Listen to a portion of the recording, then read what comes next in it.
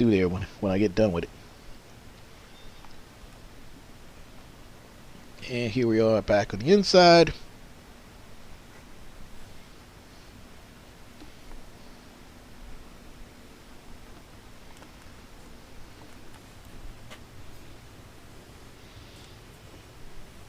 And of course, every hot water heater needs a cutoff, and the cutoff will go on the cold side.